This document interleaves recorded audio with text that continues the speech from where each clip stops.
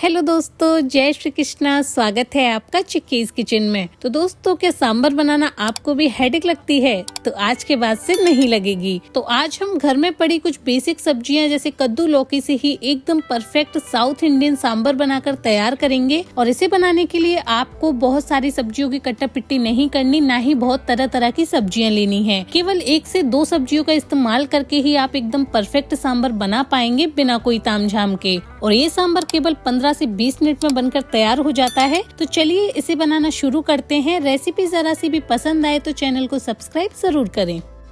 तो आज हम बना रहे हैं एकदम साउथ इंडियन स्टाइल में सांबर की आसान सी रेसिपी। तो सांबर बनाने के लिए आपको बहुत तरह की सब्जियां लेने की बिल्कुल भी जरूरत नहीं है। आप कुछ बेसिक सब्जियां जैसे टमाटर, लौकी, कद्दू, गाजर, हरी मिर्च और प्याज का इस्तेमाल करके भी एकदम परफेक्ट सांबर बना सकते हैं। और अगर आपके पास इसमें से कोई सब्जी ना हो तो भी आपका सांबर एकदम परफेक्ट बनेगा। तो सबसे पहले हम लौकी का छिकल अच्छे से उतार लेंगे और लौकी को एकदम छोटे छोटे टुकड़ों में काट लेंगे। तो सबसे पहले हम लौकी को अच्छे से छील लेंगे। तो काफी लोगों को लगता है कि सांबर बनाने के लिए तो बहुत तरह की सब्जियां चाहिए होती है, अगर सब्जियां ज्यादा नहीं होंगी तो सांबर टेस्टी नहीं बनेगा। तो ऐसा बिल्कुल भी नहीं है। अगर आपके पास केवल लौकी पड़ी है ना, तो आप इससे भी एकदम परफेक्ट सांबर बनाकर तैयार कर सकते हैं। तो लौकी को हम इस तरह से छोटे छोटे टुकड़ों में काट लेंगे। तो टुकड़े हमें बहुत ज्यादा बड़े या बहुत ज्यादा बारीक नहीं रखना है, इस तरह से मीडियम रखना है। क्योंकि जब हम सब्जियों को कुकर में पकाते हैं तो ये सब्जियां अपने आप ही अच्छे से मैश हो जाती हैं, घुल जाती हैं। तो इसीलिए आपको सब्जियों को ज्यादा बारीक काटने की जरूरत नहीं है। अब साथ के साथ हमने जो कद्दू लिया था उसे भी हम अच्छे से छील लेंगे। तो सांबर में आप जब भी कद्दू डालें तो इसका छिक्कल हटाकर ही डालें, क्योंकि सांबर में छिक्कल के साथ कद्दू का फ्लेवर उतना अच्छा नहीं आता जितना बिना छिक्कल के आता है। तो ठीक है, सांबर में आप जब भी कद्दू डालें तो इसका छिक्कल उतार कर ही डालें। ऐसा करने से सांबर के अंदर कद्दू का काफी अच्छा फ्लेवर आता है। अब साथ ही हमने जो आधा टुकड़ा गाजर का लिया था इसे भी हम अच्छे से छील लेंगे और छोटे छोटे टुकड़ों में काट लेंगे। तो गाजर की मात्रा आप बढ़ा भी सकते हैं। मेरे पास आधी पड़ी हुई थी तो मैंने आधी ही ली है। और जरूरी नहीं है कि आपको गाजर लेनी ही है, अगर आपके पास नहीं है तो आप इसे स्किप भी कर सकते हैं। अब जो हरी मिर्चियाँ ली थी उसे भी हम इस तरह से बारीक बारीक काट लेंगे। अब प्याज को हम बहुत ज्यादा बारीक नहीं काटेंगे, इसी तरह से लंबा लंबा स्लाइस में काट लेंगे। ठीक है, तो बिल्कुल बारीक काटने की इसमें जरूरत नहीं है, क्योंकि जब हम इसे सारी सब्जियों के साथ पकाते हैं तो जो प्याज है वो अपने आप ही अच्छे से मैश हो जाती है। तो इसके हमें ज्यादा बारीक टुकड़े करने की कोई जरूरत नहीं है। अब साथ ही जो टमाटर लिए थे उसको भी छोटे छोटे टुकड़ों में काट लेंगे। तो देखिए, सारी सब्जियां काट कर हमने तैयार कर ली है। अगर आपके पास इनमें से एक आध सब्जी ना हो तो भी चलेगा, कोई परेशानी नहीं है। आप केवल 1 या 2 सब्जी का इस्तेमाल करके भी एकदम परफेक्ट सांबर बना सकते हैं। लेकिन बेसिकली सांबर कद्दू और लौकी से ही परफेक्ट बनता है। तो ठीक है, कोशिश करें कि यही सब्जियां ले। अब बारी है इसमें छौंका लगाने की। तो छौंका लगाने के लिए सबसे पहले हम कुकर में 3 से 4 बड़ा चम्मच सरसों का तेल डाल देंगे। तो जरूरी नहीं है कि आपको भी सरसों का तेल ही लेना है, आप जो भी तेल खाते हो वो तेल आप इस्तेमाल कर सकते हैं। तेल गर्म होने के बाद हम इसमें आधा छोटा चम्मच राई डाल देंगे। तो इसके अंदर हम जीरा वगैरह कुछ भी नहीं डालेंगे, क्योंकि बेसिकली जो सांबर होता है ना उसमें राई और कड़ी पत्ते का फ्लेवर ही अच्छा लगता है। जीरे का फ्लेवर उतना अच्छा नहीं लगता सांबर में। तो आप एक बार सांबर इस तरीके से जरूर बनाकर देखना। राई तड़कने के बाद हम इसमें सारा कटा हुआ प्याज डाल देंगे और साथ ही कड़ी पत्ता डाल देंगे। और प्याज को 1 मिनट भुनने के बाद इसमें सारी कटी हुई हरी मिर्च डाल देंगे और प्याज के साथ हरी मिर्च को भी 2 मिनट के लिए अच्छे से भून लेंगे।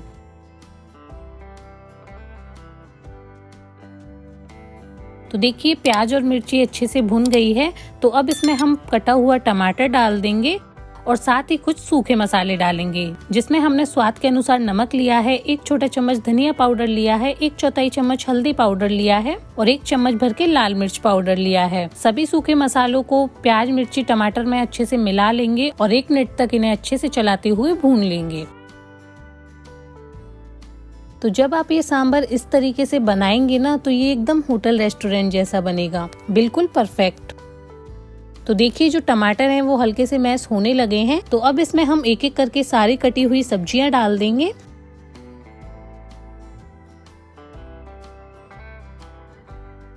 और सब्जियों को भी चलाते हुए मसाले में एकदम अच्छे से मिला लेंगे।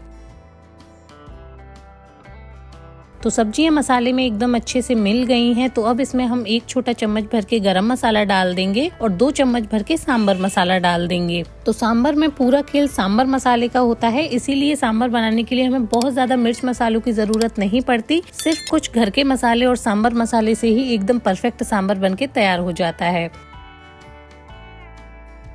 अब हमने एक बड़ी कटोरी भर के तुअर की दाल ली है। इसे अरहर की दाल भी कहा जाता है, जिसे मैंने आधे घंटे के लिए भिगो दिया था। तो अब इसे हम इन सब्जियों में डाल देंगे और चलाते हुए दाल को भी सब्जियों में अच्छे से मिलाते जाएंगे। दाल डालने के बाद इसे हम 2 मिनट तक और भुनेंगे, जिससे मसाले, सब्जियां और दाल आपस में एकदम अच्छे से मिल जाएं। ठीक है, तो 2 मिनट भुनने के बाद अब इसमें हम पानी डालेंगे। तो पानी आपको इसमें दाल का 5 गुना डालना है, और अगर आप थोड़ा थिक सांबर खाना पसंद करते हैं तो 4 गुना भी डाल सकते हैं, पर इससे कम बिल्कुल ना डालें, क्योंकि सांबर का जो टेक्सचर होता है वो हल्का सा पतला ही अच्छा लगता है, गाढ़ा बिल्कुल अच्छा नहीं लगता। ठीक है, और अगर आप इस मेजरमेंट से सांबर में पानी डालेंगे ना, तो आपको सांबर में पानी की मात्रा कम ज्यादा करने की बिल्कुल जरूरत नहीं बनेगी। बिल्कुल परफेक्ट सांबर बनकर तैयार होगा एक ही बार में। अच्छे से मिलाने के बाद इसे ढक्कन लगाकर 2 से 3 सीटी आने तक पकाएंगे। तो 2 से 3 सीटियां आ गई हैं। तो चलिए अब हम सांबर को चेक कर लेते हैं। तो देखा आपने सांबर का जो टेक्सचर है वो कितना परफेक्ट है,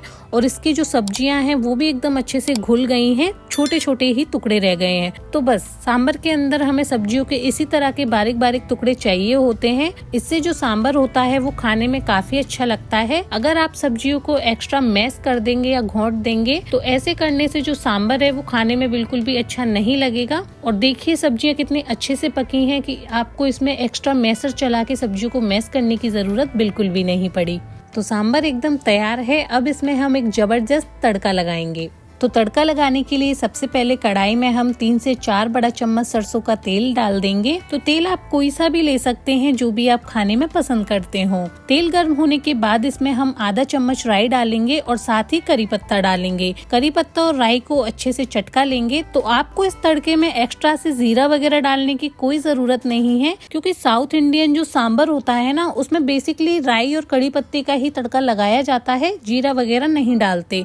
आप चाहें तो डाल सकते हैं, लेकिन बेसिकली सांबर में जीरा वगैरह का यूज नहीं होता है। जीरा कड़ी पत्ता चटकने के बाद इसमें हम 4 से 5 सूखी लाल मिर्च डाल देंगे और इन्हें भी हल्का सा भून लेंगे। इससे जो सांबर है वो देखने और खाने में काफी अच्छा लगता है। तो हल्की सी मिर्ची भूनने के बाद हम इसमें इमली का पल्प डाल देंगे, जिसे मैंने इमली को गर्म पानी में भिगोकर अच्छे से छलनी से छान कर निकाला है। अब साथ ही हम इसमें 1 छोटा टुकड़ा गुड़ का डाल देंगे। इससे जो सांबर का खट्टा मीठा टेस्ट है ना, वो एकदम होटल रेस्टोरेंट जैसा आता है। अब इसमें हम आधा चम्मच भर के कश्मीरी लाल मिर्च पाउडर डाल देंगे और 1 चम्मच सांबर मसाला डाल देंगे। तो तड़का हमारा एकदम तैयार है। इसे हमें बहुत ज्यादा नहीं पकाना है, बस सभी चीजों को अच्छे से मिलाएंगे और गैस की फ्लेम बंद कर देंगे